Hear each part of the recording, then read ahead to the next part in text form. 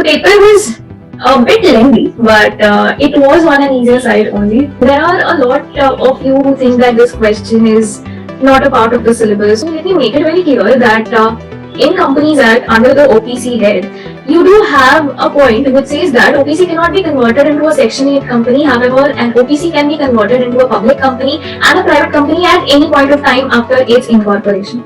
Hello everyone. So today we are going to do a quick analysis of paper 2 part A, business laws. So we will quickly go through all the questions and also look at how you had to give answers to all the questions. So the paper was a bit lengthy, but it was on an easier side only. Not a lot of trick questions were asked. You had good amount of direct questions and very simple ones, simple direct questions.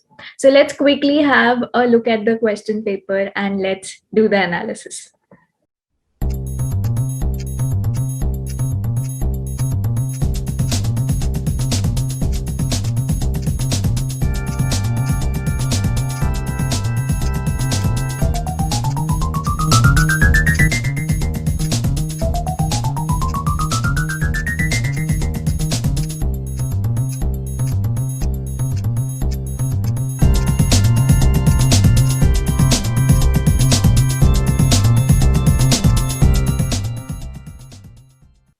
So talking about the first question was a very simple one. It was based upon validity of contracts.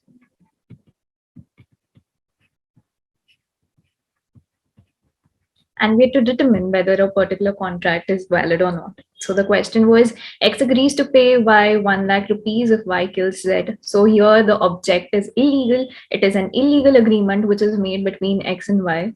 And to pay Y, X borrows 1 lakh from W, who is also aware of the purpose of the loan. So there's a collateral agreement to the illegal agreement, and we know that illegal agreements are void ab initio, and any agreement which is collateral to the illegal agreement is also void. So the question asks us, what is the validity of contract between X and Y and X and W? So both the contracts are void, they are not valid. So very simple question. Let's move on. Mr. Question 1B says, this question was based on doctrine of indoor management. So we have to use the doctrine of indoor management to answer this question. Mr. R, a manufacturer of toys, approached M&O Private Limited for supply of raw material worth 1,50,000, for which he was given a credit period of 1 month. R went to the company prior to the due date, so he was given a credit period of 1 month. However, even before 1 month passed by, R went to the company and he met Mr. C there, who claimed to be an employee of the company and who convinced Mr. R to make the payment as the billing cashier was on leave. Mr. R paid the money and was issued a signed and sealed receipt by Mr. C. After the lapse of due date, Mr. R received the recovery notice from the company for payment. So what has happened? R has already made the payment. He made the payment to Mr. C, an employee, and he also received a receipt for the payment. However, after the due date passed by, the company sends a notice to Mr. R for recovery of 1,50,000. However, R informs the company that I've already paid the amount, and being an outsider, I had reasons to trust Mr. C, who claimed that he's an employee and he's also issued a receipt of payment to me. The company filed a suit against Mr. R on the basis that he's not paid the dues. Discuss the fate of the suit and liability of Mr. R. So the first part of the question asks us, is Mr. R liable? So being an outsider, how will Mr. R know how the internal management of the company is working? So in this situation, Mr. R is already relieved of his liability because he has a receipt which has been issued under the seal and he has made payment to Mr. C. And being an outsider, he definitely does not know how the internal management of the company is working. So here, the answer to the first part is that Mr. R is no longer liable, and for that, we'll use the doctrine of indoor management. Talking about the second part, would your answer be different if the receipt under the company seal was not issued by Mr. C after receiving payment? Now here, in the second situation, there would be a certain suspicion. Mr. R should have been careful whenever he's making a payment. He should ensure that he's receiving a receipt for the payment which he's making. So here in the second situation, the answer may be different. thinking that R should have been a little more careful when he is making the payment. He has to make sure that he also receives a receipt for the payment. Otherwise, what is the proof that Mr. R has made the payment? So this is how you had to answer a second question.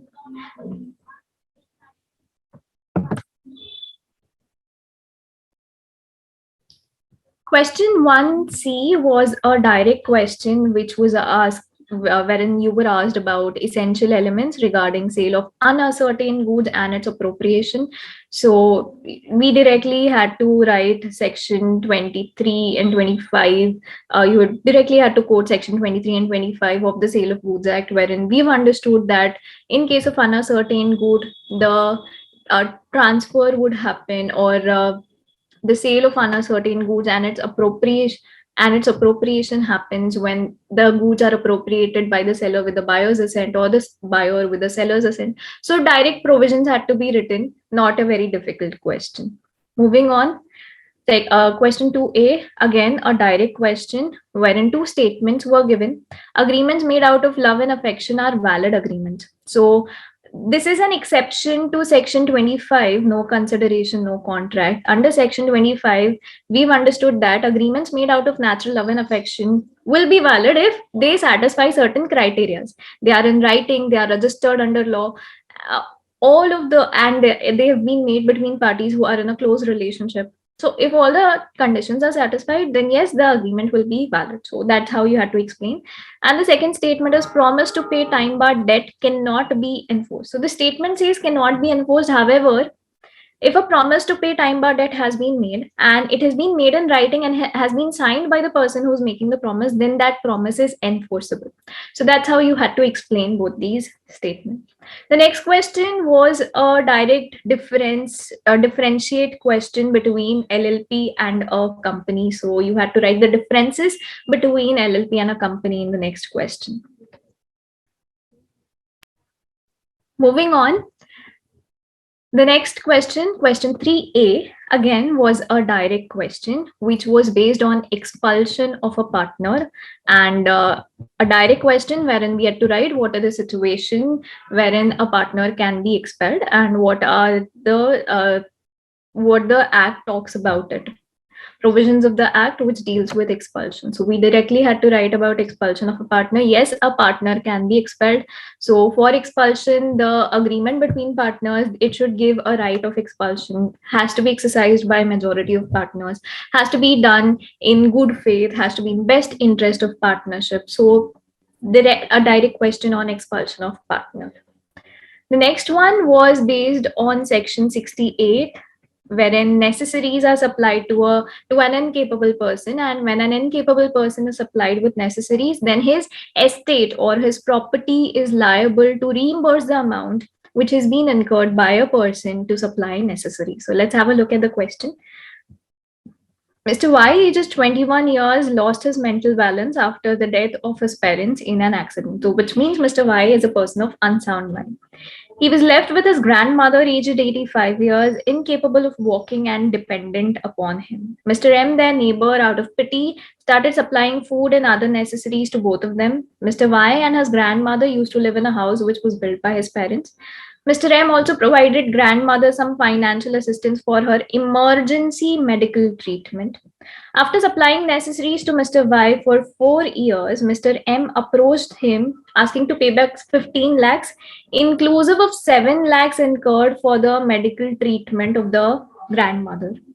Mr. Y pleaded that he has got his parents' jewelry to sell maximum value of 4 lakhs, which may be adjusted against the dues. Mr. M, he refuses and threatens to file a legal suit against Mr. Y.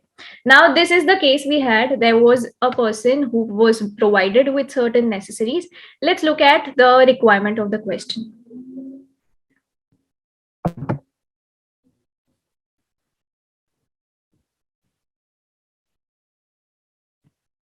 So the first part asks, will Mr. M succeed in filing the suit for recovery of money? Elaborate the related provision. I'm talking about will Mr. M succeed? So even if Mr. M files a suit for recovery, he'll not be able to recover the entire amount, but he can recover only the amount which amount which can be recovered out of the estate or property of Mr. Y, and the amount is 4 lakh, not more than that. What is the maximum amount of money that can be recovered by Mr. M? So the maximum amount is 4 lakh and not more than that. Shall the provisions of the above act also apply to the medical treatment given to the grandmother? So medical treatment, again, it is a necessary. It was an emergency medical treatment, so it falls under the category of necessaries supplied. So yes, medical treatment also falls under this criteria. However, the maximum amount which can be recovered is only 4 lakh and not more than that. So this was question 3.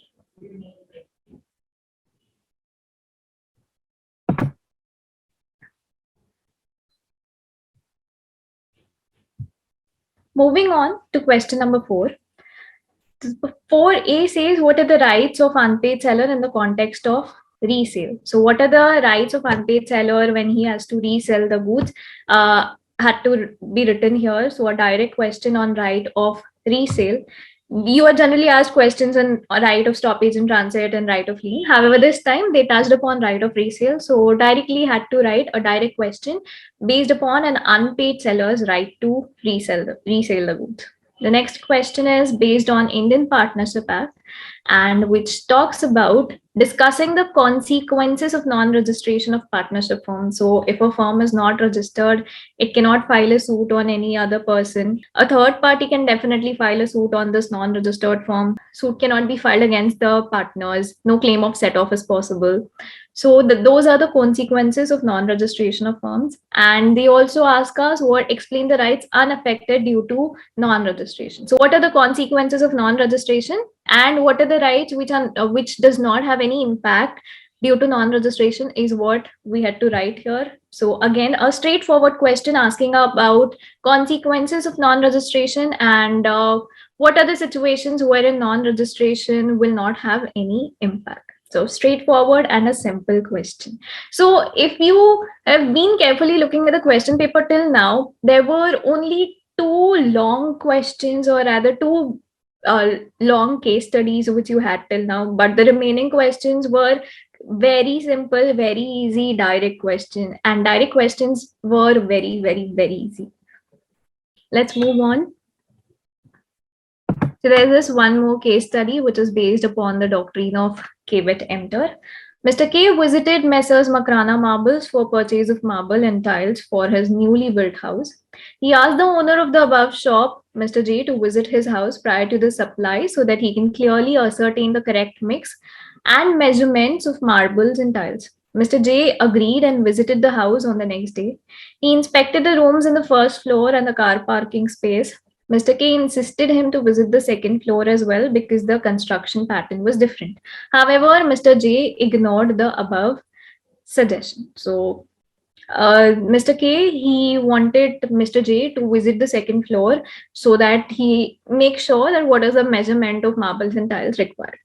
Now, Mr. J supplied 146 blocks of marble as per the size for the rooms and 16 boxes of tiles with a word of caution that tiles can bear only a reasonable weight. Marble and tiles were successfully laid except on second floor due to different size of marble. So second floor measurements were different, but J was ignorant and he sent the material for second floor on the basis of the measurements he took for the first floor. The tiles fitted in the parking space also got damaged due to the weight of vehicle came for unloading cement bags. So the tiles which were fitted in the parking area also got damaged. But if you remember here, Mr. J already cautioned that the tiles can only bear a reasonable weight.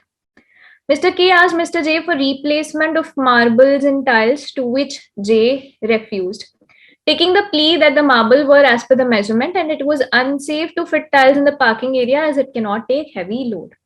Now, what do we have to decide here?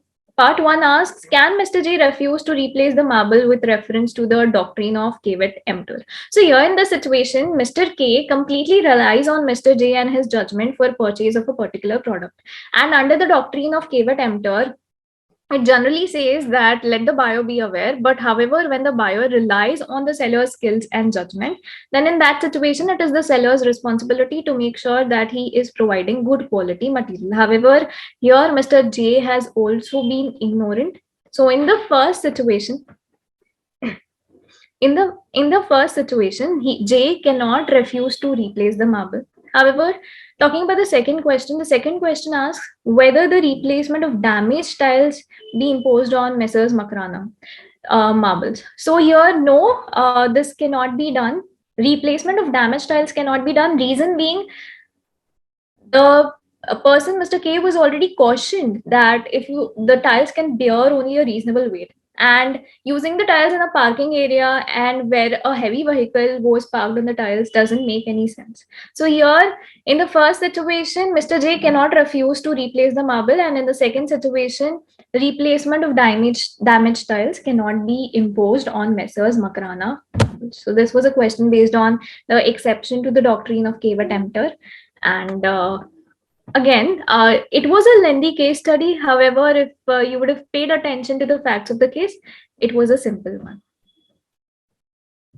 Moving on to the next question. Now, there are a lot of you who think that this question is not a part of the syllabus, or this question is based on some outdated, some part of the syllabus which was omitted. So let me make it very clear that in Companies Act, under the OPC head, you do have a point which says that OPC cannot be converted into a Section 8 company. However, an OPC can be converted into a public company and a private company at any point of time after its incorporation. So let's have a look at the question and let's see how will you answer the question. So Mr. Ranil, he formed a one-person company on 16th April for manufacturing electric cars.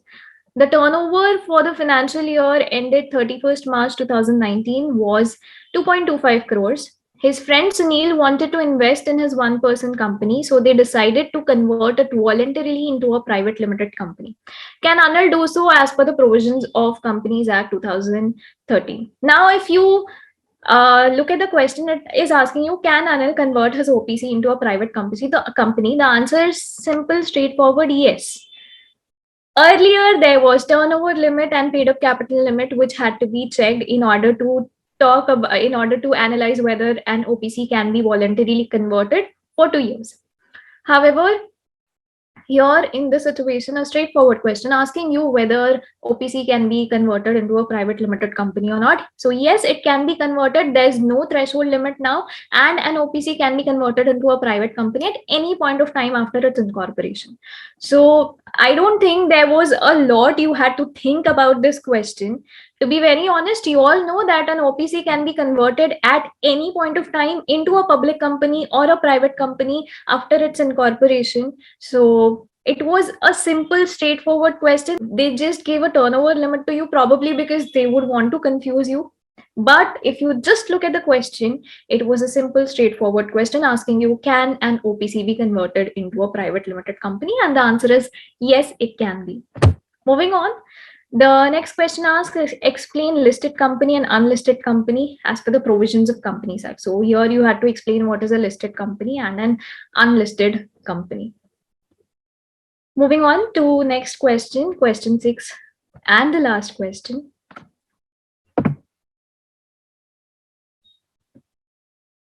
So the first part asks us, differentiate between novation and alteration as per the Indian Contract Act. So novation is wherein there's substitution of the contract.